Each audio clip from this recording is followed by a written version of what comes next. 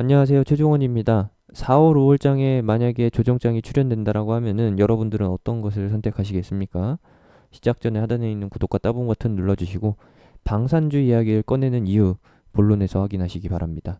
그럼 시작합니다. 제가 4월 조정장을 예상하는 두 가지 간접적 요인이 있고요. 그리고 오늘 시장을 움직였었던, 사실 시장은 아니고 테마주 시장에서 동향을 보이게 했었던 두 가지 이슈를 보여드릴 겁니다. 첫 번째로는 호재성 소식인데 미국 의회에서 대북 인도적 지원 시속화 법안 상정이라고 나왔습니다. 정확히는 미국의 민주당에서 상원을 통해서 북한에 대한 인도적 지원의 규제를 줄이는 쪽으로 법안이 추진됐다라고 합니다. 통과가 된 건 아니고 상정시켰다라는 거예요. 안건으로요. 찬반 투표에 올리겠다라는 건데 이거는 대북 제재 완화 요 타이틀이 걸리고요. 요 성향 자체가 대북주에는 플러스 되는 요인이고 방산주한테는 사실상 의미가 없습니다. 영향이 없다라는 것이죠. 그래서 방산주로는 연계가 안 되는 부분인데 제가 방산주를 얘기하면서 이걸 얘기하는 이유는 이거죠. 하필 또 4월 15일 국내 총선과 동일한 날이 무엇이냐? 김정은의 탄생일이 아니라 이미 죽은 김정일의 탄생일이라는 겁니다. 태양절을 하루 앞두고서 오늘 오전에 새벽이죠. 새벽에 동해안으로 미사일을 쐈다라고 합니다. 근데 속보는 오후 지나서 나왔어요. 참 재밌죠? 뉴스가 진작에 오전에 나왔어야 되는데 이거 패스하고서 꾹꾹 이제 참았다가 14시에 냈습니다. 그러면서 움직인 게 무엇이었느냐? 당연히 북한이 미사일을 쐈다라는 소식이 나오면은 여러분들은 호마나 대북주 어떻게 하락하는 거 아니야 라고 생각하실 텐데 이제는 좀 성향이 바뀌었어요. 대북주 하락은 전혀 온데간데도 없었고요. 단순히 이 미사일 발사 이슈로 빅텍만 움직였습니다. 여러분들이 생각하시기로는 방산주에 여러 가지가 있다라고 생각을 하실 텐데 대표적으로 빅텍이 있고요. 그리고 퍼스텍, 그리고 포메탈, 스페코, 솔트웍스, 그리고 한일단조 같은 경우가 있는데요. 이런 것들이 다 해당이 되는데 유난히 오늘 솔트웍스와 빅텍만이 강한 흐름을 보였다라는 겁니다. 사실 솔트웍스는 북한이 미사일을 쏠지 알았는지 미리부터 오름세가 계속 가속되고 있었고 빅텍 같은 경우에는 마치 이 뉴스를 기다렸다는 듯이 쐈습니다. 물론 쐈다라는 게 개인들이 다 사면서 쏘아 올려진 것이고 결국에는 개인만 여기에 참여하다 보니까 개인들이 다 팔고 나니 받쳐주는 물량이 없다라는 것이죠. 그래서 윗골이 달았다. 만약에 여기에 세력이 개입했다라고 하면은 대북주의 상승이 조금 더 지속될 가능성이 있었다라고 하면은 그러면은 세력이 어느 정도 가격까지는 버텨줬겠죠. 똑같은 상황입니다. 빅텍도 결국에는 이번 코로나 사태로 인해서 하락하는 폭락장에 따라갈 수밖에 없었고요. 특별히 거기에 대항할 만한 이슈도 없었고 그렇다고 해서 반등할 때에도 특별히 북한이 무언가를 해서 반등한 게 아니라 그냥 시장 반등에 자연적으로 따라왔습니다. 이거를 기술적 반등이라고 하죠. 뭐 이제 데드캣 바운스라고 부르시는 분들도 계신데 요거 어떻게 봐야 되느냐? 요걸 이제 말씀드릴 겁니다. 오늘 주요 지표에서 중국 쪽의 무역수지 지표가 나왔습니다. 중국 쪽의 무역수지 지표가 중요한 이유는 1월 달은 제끼고 2월 달에서 3월 사이에 코로나 사태로 인해서 중국 경제가 완전히 마비될 뻔했었는데 그 상황에서도 예상했던 것보다 나은 결과물을 가져왔다라는 겁니다. 원래는 코로나 사태로 인해서 1분기 특히 3월의 무역 수지가 185억 달러 쪽으로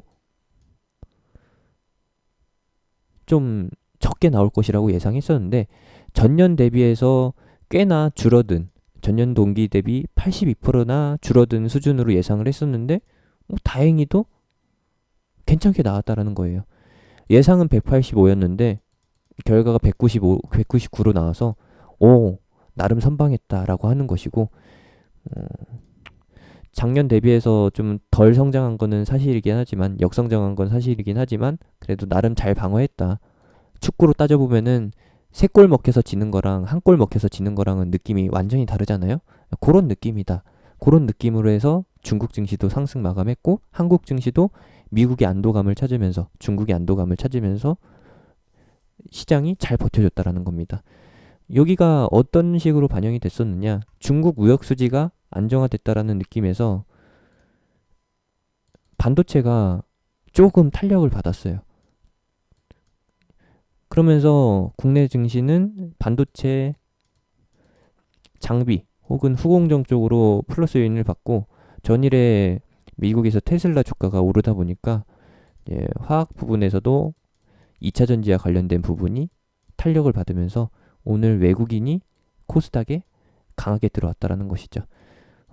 이런 것들이 포인트가 됩니다. 근데 여기를 말씀드리는 이유는 이 다음 거를 말씀드리기 위해서예요. 중국까지는 무역 수지가 괜찮게 나왔었는데 이제 우리 쉬는 사이에 총선일 휴일에 미국의 소매 판매와 산업 생산 설비 가동률 그리고 제조업 지수 그리고 16일에 우리 장 열리고 나서 한국 시간으로 금요일에 어떤 게 나오느냐? 어떤 게 나오긴요. 미국 4월의 제조업 지수와 주간 4월 3주차에 실업보험 신규 신청 건수가 나온다라는 것이죠. 요거는 실업률을 말하는 것이고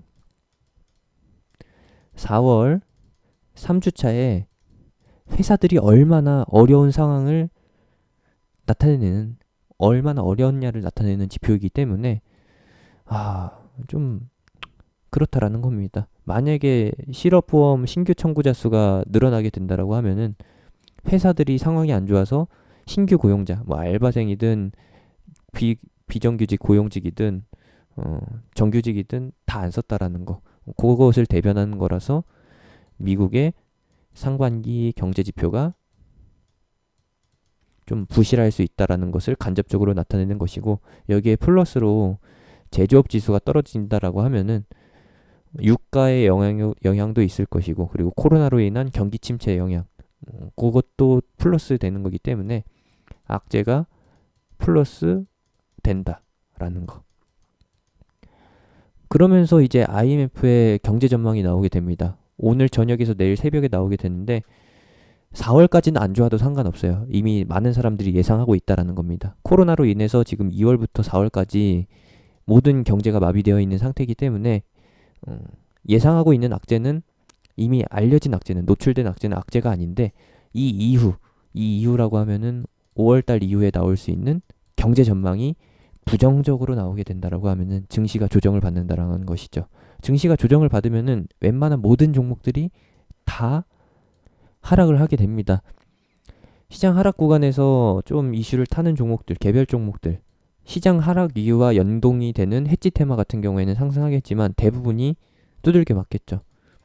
그 상황에서 방산주를 보는 이유는 뭐 인버스를 선택하셔도 상관은 없겠지만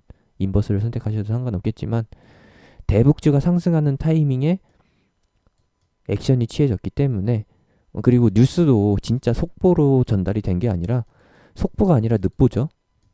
일부러 엠바고로 해가지고 늦췄다라는 거. 요 관점에서 보면은 무언가를 준비하고 있다라는 게 대략적으로 예상이 되긴 해요.